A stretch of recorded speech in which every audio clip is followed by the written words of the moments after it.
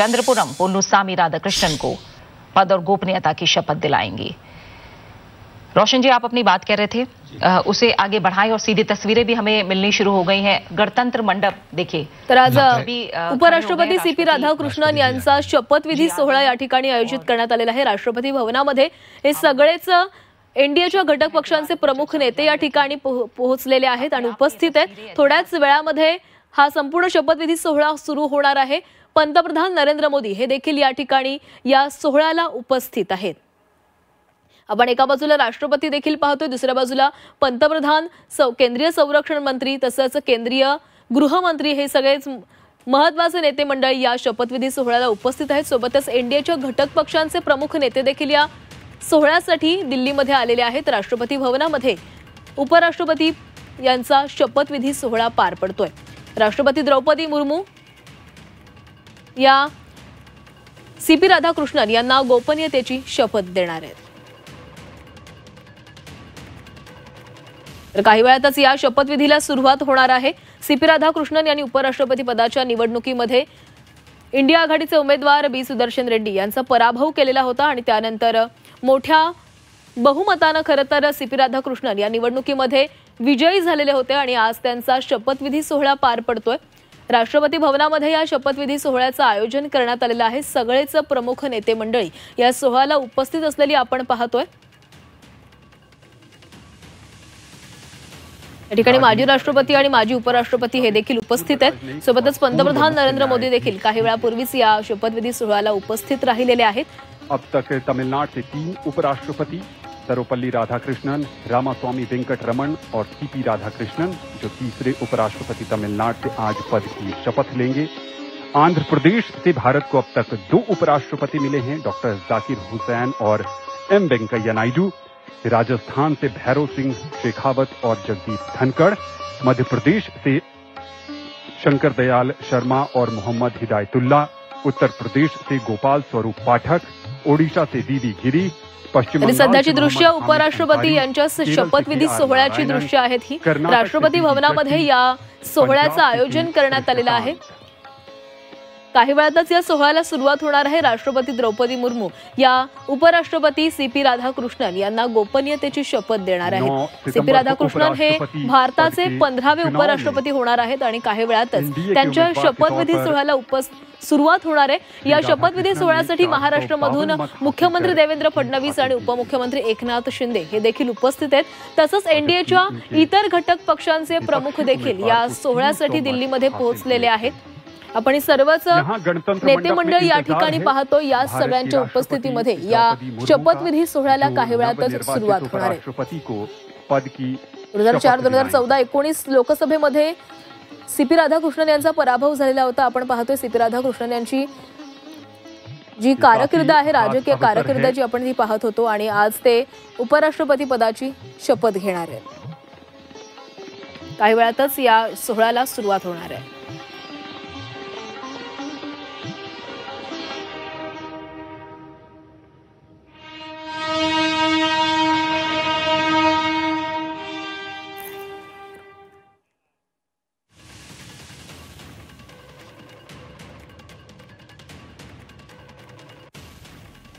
तर या सोहळ्यासाठी आता राष्ट्रपती द्रौपदी मुर्मू देखील पोहोचलेले आहेत आणि त्याच उपराष्ट्रपती सीपी राधाकृष्णन यांना गोपनीयतेची शपथ देणार आहेत। सीपी राधाकृष्णन हे भारताचे 15वे उपराष्ट्रपती होणार आहेत। काही वेळातच या शपथविधीला सुरुवात होणार आहे। आपण पाहतो एनडीएचे घटक पक्षाचे सर्वच प्रमुख नेते या सोहळ्यासाठी या ठिकाणी आलेले आहेत। दिल्लीतील राष्ट्रपती भवनामध्ये या सोहळ्याचं आयोजन करण्यात आलेलं आहे। सीपी राधाकृष्णन हे आधी महाराष्ट्राचे राज्यपाल राहिलेले आहेत। त्यांनी उपराष्ट्रपती पदाच्या निवडणुकीमध्ये त्यांचा विजय झाल्यानंतर त्यांनी महाराष्ट्राच्या राज्यपाल पदाचा राजीनामा दिलेला आहे आणि आता त्यांच्यावर देशाच्या उपराष्ट्रपती पदाची जबाबदारी असणार आहे। पंतप्रधान नरेंद्र मोदी, संरक्षण मंत्री केंद्रीय संरक्षण मंत्री राजनाथ सिंह, केंद्रीय गृहमंत्री अमित शाह यांच्यासह अनेक दिग्गज नेते मंडळी जे आहेत ते या ठिकाणी उपस्थित आहेत। आपण माजी राष्ट्रपती आणि माजी उपराष्ट्रपती हे देखील या सोहळ्याला उपस्थित राहिल्याचं पाहतोय। काही वेळातच हा सोहळा सुरू होतोय।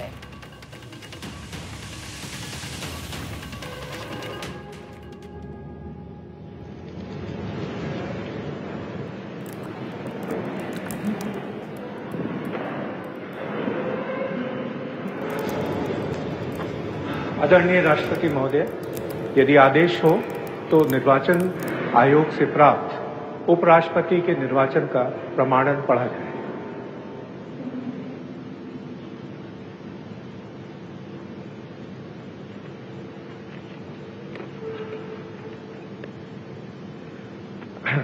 यतः भारत के संविधान के अनुच्छेद 324 द्वारा भारत के उपराष्ट्रपति के पद के निर्वाचन का अधीक्षण, निर्देशन और नियंत्रण भारत निर्वाचन आयोग में निहित है और यतः श्री जगदीप धनखड़ द्वारा 2025 के जुलाई मास के 21वें दिन तदनुसार शक संवत के वर्ष 1947 के आषाढ़ मास के तीसरे दिन त्यागपत्र देने के कारण भारत के उपराष्ट्रपति का पद रिक्त हो गया है और यतः भारत के उपराष्ट्रपति के पद को भरने के लिए संविधान तथा राष्ट्रपतीय और उपराष्ट्रपतीय निर्वाचन अधिनियम 1952 के उपबंधों और तदधीन बनाए गए नियमों और आदेशों के अनुसार निर्वाचन करा लिया गया है तथा परिणाम घोषित कर दिया गया है। अब इसलिए भारत निर्वाचन आयोग एतद द्वारा प्रमाणित करता है कि श्री सीपी राधाकृष्णन वर्ष 2025 के सितंबर मास के 9वें दिन तदनुसार शक संवत के वर्ष 1947 के भाद्रपद मास के 18वें दिन भारत के उपराष्ट्रपति पद के लिए सम्यक रूप से निर्वाचित हो गए हैं। भारत गणराज्य के 76वें वर्ष में हमारे हस्ताक्षर और भारत निर्वाचन आयोग की मोहर से वर्ष 2025 के सितंबर मास के 9वें दिन तदनुसार शक संवत के वर्ष 1947 के भाद्रपद मास के 18वें दिन प्रदत्त किया गया।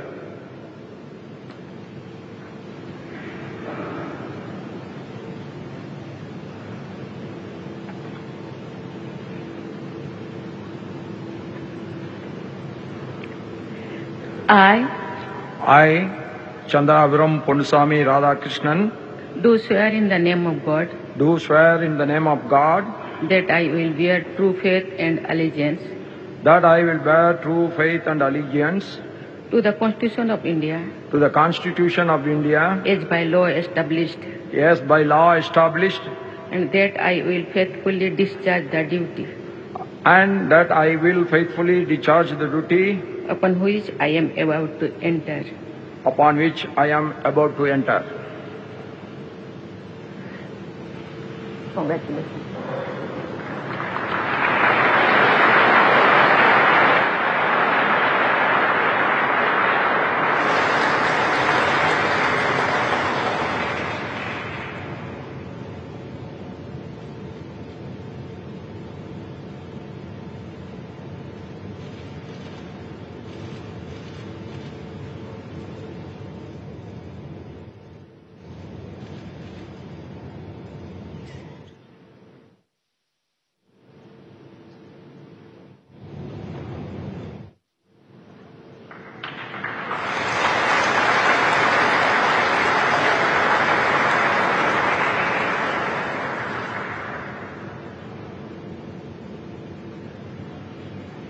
Congratulations.